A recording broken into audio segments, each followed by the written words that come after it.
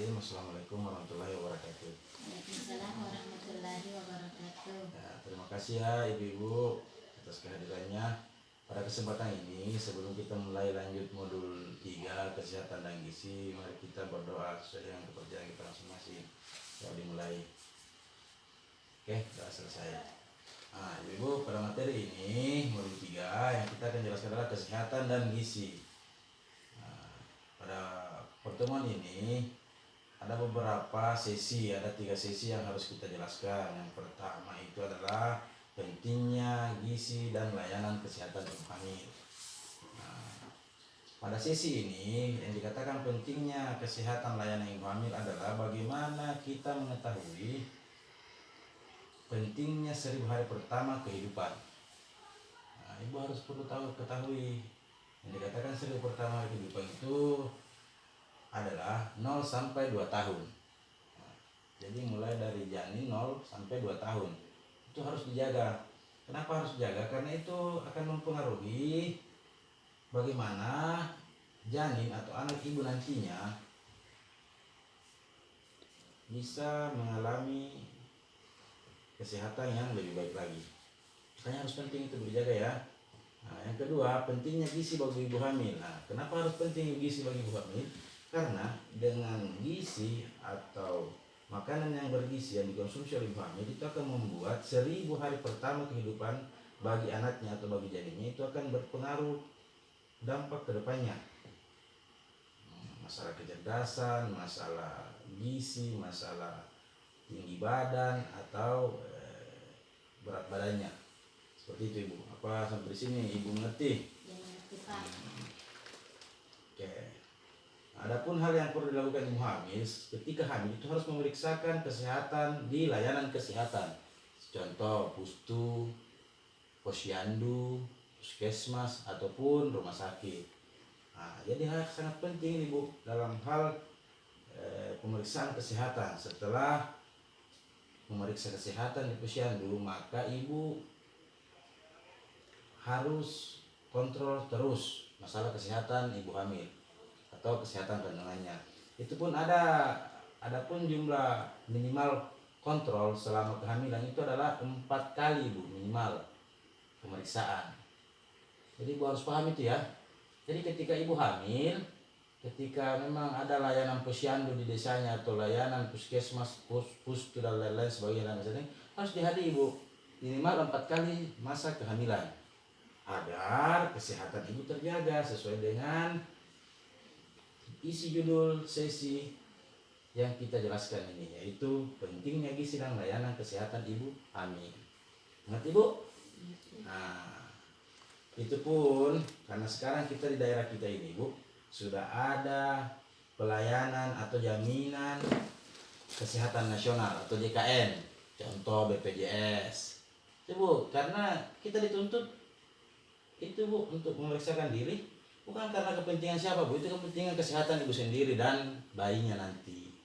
Jadi tidak usah pusing bu, tidak usah takut, tidak usah apa, karena gratis ibu, karena adanya jaminan kesehatan nasional. Contoh kita BPJS kesehatan yang ada di daerah kita ini bu. Jadi mungkin ibu paham ya. Nah, yang pertama harus mengetahui pentingnya 1000 hari pertama kehidupan. Yang kedua pentingnya menjaga gizi ibu hamil. Yang ketiga pemeriksaan kesehatan ibu hamil. Yang keempat kesehatan setelah melahirkan. Itu perlu juga ya bu. Masalah nifas apa dan lain-lain sebagainya. Jadi ibu harus kontrol terus selama 4 bulan minimal. Kalau lebih juga nggak ada masalah ibu. Nah, adapun yang kedua yang kita perlu jelaskan sesi kedua itu pentingnya gizi untuk ibu dan balita. Nah, setelah ibu hamil dan melahirkan itu juga harus dikontrol gizi untuk ibu menyusui dan balitanya. Nah, ngerti bu? Nah, pada sesi ini yang dikatakan pentingnya gizi untuk ibu menyusui dan balita itu contoh ibu setelah masa kehamilan, setelah ibu melahirkan, ibu perlu menjaga pun kesehatan setelah ibu menyusui. Karena pada dasarnya apa yang perlu diberikan kepada balitanya. Nah, ketika ibu kurang sehat, otomatis ibu susah merawat balitanya. Jadi untuk ibu menyusui perlu dirawat juga gizinya. Contoh makanan yang bergizi, berprotein, butuh pil tambah darah. Oke Bu. Karena dampaknya itu ke bayinya sendiri Bu, perlu dipahami.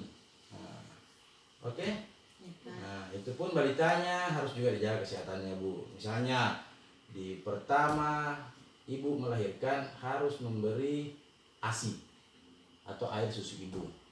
Itu selama 0 sampai 6 bulan Ibu. Karena dalam masa itu bayi sangat membutuhkan ASI. Setelah lewat dari itu Bu, balitanya bisa dikasih MPASI atau makanan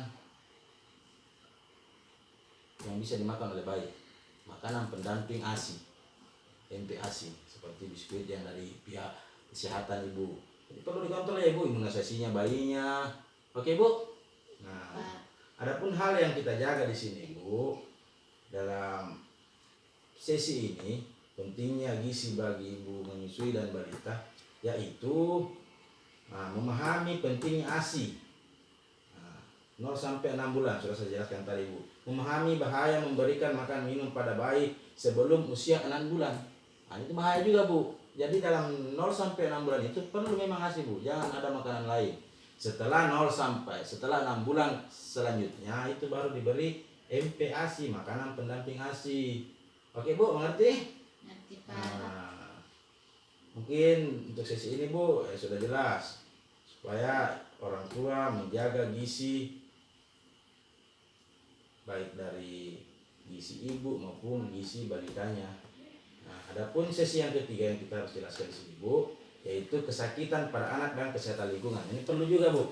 Yang dikatakan kesakitan pada anak, biasa kadang anak masa 6 sampai 2 tahun atau masa kekanak-kanakan balita, umur balita, itu terkadang ada penyakit yang menyerang anaknya Bu. Contoh, penyakit yang berbahaya, diare, oke Bu, cacingan, malaria. Nah, adapun pencegahan dari diare itu Bu, sama halnya yang perlu kita lakukan adalah harus pola hidup bersih dan sehat atau PHBS. Oke Bu? Nah, adapun cara pencegahannya, bagaimana menjaga kesehatan diri, lingkungan, itu perlu Ibu. Oke? Ya, Pak. Nah, dalam sisi ini Bu, kita jelaskan juga penyakit cacingan. Nah, itu cacingan juga perlu ibu antisipasi supaya bayinya tidak terkena atau balitanya tidak terkena cacingan. Contoh, setelah BAB harus mencuci tangan. Nah, itu salah satunya ibu. Oke? Nah, harus tersedianya jamban sehat di keluarga. Oke Bu? Nah, ini contoh Bu. Basahi kedua tangan dengan air bersih yang mengalir. Gosok sabun pada kedua telapak tangan sampai berbusa. Bersihkan ujung jari. Ini cara cuci tangan yang baik Ibu. Oke? Ya, Pak. Adapun penyakit tambahannya itu adalah malaria Ibu. Itu malaria mungkin saya bisa jelaskan cukup pencegahannya saja Bu. Yang terutama itu. Karena kita di daerah Sulawesi ini belum ada malaria. Kita ini endemiknya DBD, demam berdarah. Karena sistemnya itu nyamuk itu sistem berkelompok Ibu. Ketika satu daerah itu terkena malaria berarti tidak ada nyamuk DBD. Yang ada cuma malaria. Cuma kita di Sulawesi endemiknya DBD. Jadi paling saya jelaskan pencegahannya aja Bu. Pencegahannya itu ketika DBD Ibu, malaria Bu, pakai kelambu, pakai anti nyamuk, menjaga ruangan tetap bersih, lingkungan sekitar tetap bersih. Oke Bu? Jadi kesimpulan dari ketiga sesi pada modul 3 ini Bu, intinya kesehatan itu harus dijaga dari mulai kita mengandung 0 sampai 2 tahun yang 1000 hari pertama kehamilan, setelah melahirkan dan menjaga anak ketika umur usia dini, yaitu balita 0 sampai 2 tahun. Oke Bu? Ya, Pak. Nah, mungkin sudah jelas ya yang saya bisa jelaskan Bu. Ya, Pak. Cukup dimengerti. Ya. Mengerti Pak. Oke, makasih ya Ibu. Nah, mungkin sekian yang saya bisa jelaskan Bu. Terima kasih atas kesempatannya. Mungkin di lain waktu kita akan adakan lagi pertemuan-pertemuan. Mudah-mudahan Ibu bisa menjelaskan kembali dan paham tentang kesehatan. Oke Bu, terima kasih ya. Wabillahi Wabillahi taufiq wal hidayah. Assalamualaikum warahmatullahi wabarakatuh.